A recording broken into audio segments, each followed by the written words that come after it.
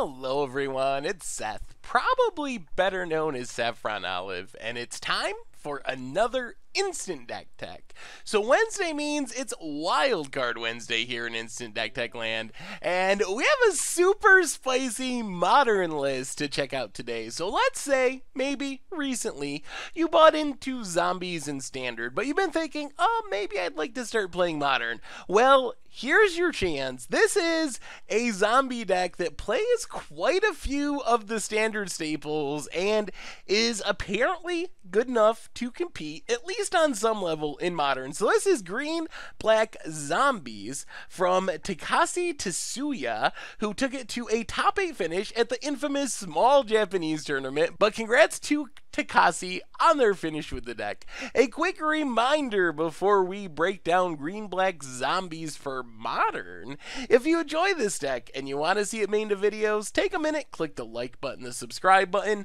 leave a comment, anything you can do to support your deck, because whichever deck is most popular gets a shot at being made into videos next week. So probably the easiest way to look at this one is just to kind of go up the curve. This is definitely a very tribal focused, very aggressive, but still resilient creature deck. So we have a bunch of 1-drops, a total of 12 1-drops, which is a really good number for an aggressive deck. Of course, we have Dread Wanderer, standard staple. It has the upside of coming back from the graveyard repeatedly if you can get empty-handed, and this deck has a really solid curve, so we should be able to curve out and get empty-handed pretty quickly. Gravecrawler is like Dread Wanderer on steroids. It's just so easy to come back from the graveyard. You just cast it for 1 single mana as long as you control a zombie, and we have 29 zombies in the deck, so we're always going to have something out there to get our Gravecrawler back from the graveyard. And Diregraph Ghoul is kind of just like the backup 1-drop. It doesn't do anything special. It does enter tapped, but it's a 2/2 for 1, so you get pretty decent stats. It's kind of like the opposite of a Goblin Guide. They're both 2/2s for 1, but while Goblin Guide has haste, Diregraph Ghoul has like anti-haste by entering the battlefield tapped. It's like the slowest Goblin Guide of all time. In the 2-drop slot, Relentless Dead, you know this one from standard. As long as it doesn't get hit by like a Path to Exile, it's just so hard to deal with. Menace lets it chip in for damage, it blocks and comes back from the graveyard, maybe even reanimating another zombie along the way. Putrid Leech just gets really big. You pay a couple life, you have a 4/4, which means it's really hard for your opponent to block. If they block, you can pump it and kill their creature. If they don't block, you don't have to pump it, or you can still pump it and get in more damage, but you don't have to pump it, so it makes it really difficult to block, and you get in a ton of damage. It's very aggressive. And then Stromgold Crusader is a little odd, but protection from white is really nice against Path to Exile, against Death and Taxes type decks. You get some weird fringe value. Also, for 1 mana becomes evasive, and then in the late game, if you get a ton of mana, you can start doing the double fire breathing thing as well, and kind of pumping it up to get in a bunch of damage in the air. The 3-drops are extremely powerful, so just like standard, Lord of the Accursed is the primary lord. Apparently Menace is the way to go, and it is very powerful. If you can get some Gravecrawlers, some Relentless Deads, just a bunch of zombies on the battlefield, 1 turn of giving them all Menace with Lord of the Accursed is often a really big swing. And then Death Baron's kind of the backup lord. Not only does it give all of our zombies +1/+1, also gives them Death Touch, which, like Lord of the Accursed, makes it really hard to be blocked. Yes, your opponent can block, but you're going to kill their stuff no matter how big their creatures are.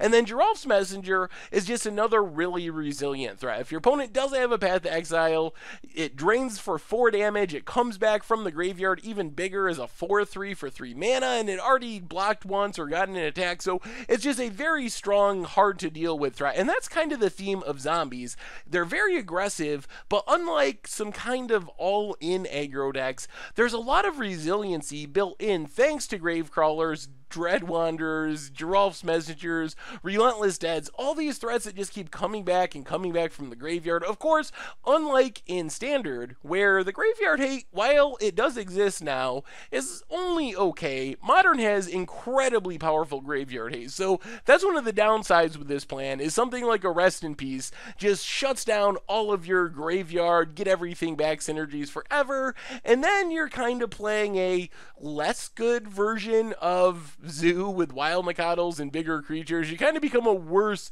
zoo type deck if you don't have access to all the graveyard synergy. So something to be aware of in the sideboard. The other key card of the deck is Collected Company, which we've talked about this before. It's just the cheat card that makes tribal decks good. You get 2 zombies for 4 mana at instant speed. That can be 2 lords. That can be a bunch of draining damage with Drelf's Messenger. It can be a Relentless Dead to block and reanimate another zombie. There's just so much value to be had with a Collected Company at instant speed. And then for removal, Dark Salvation also ports over from the standard deck. If you have a bunch of zombies out, it kills about anything for a single mana. In the late game, if you're kind of flood out, you can make a bunch of zombies with it as well. Fatal Push, best removal spell in Modern at this point. And then Dismember to kill a little bigger things. There's a couple of creatures in Modern that Fatal Push doesn't hit, but Dismember does hit. As far as the mana base, Cavern of Souls makes our zombies uncounterable, a bunch of fetch lands to tutor up our Overgrown Tomb or our swamps, no basic forest worth noting, so watch out for Blood Moons if you run into that matchup, and then Blooming Marsh as an additional duel. Sideboard, super simple. We only have 4 total cards in our sideboard, and they all have a very specific purpose, so if we're playing against Tron, we bring in a playset of Reign of Tears to destroy lands. If we're playing against aggro, we bring in a playset of Drown in Sorrow to wipe away the board. If we're playing against combo type decks or control decks, we bring in Thoughtseize, get rid of counter spells, get rid of combo pieces, get rid of Grape Shot, whatever it is our opponent's going to kill us with, Scapeshift, ad nauseum, you name it. And then if we're playing against Dredge or other graveyard-based strategies, Nile Spellbomb to sweep away the graveyard. And that is Green-Black Zombies for Modern, and that's our instant deck tech for today. So thank you very much for watching. I hope you enjoyed the video, and I will talk to you soon. Thanks for watching the video. If you enjoyed it, help us out by clicking that like button down below. And to keep up on all the latest and greatest, click that subscribe button. And don't forget to hit that bell icon to get alerts whenever we have new videos. And if you want to, check out some of our other sweet videos here and here.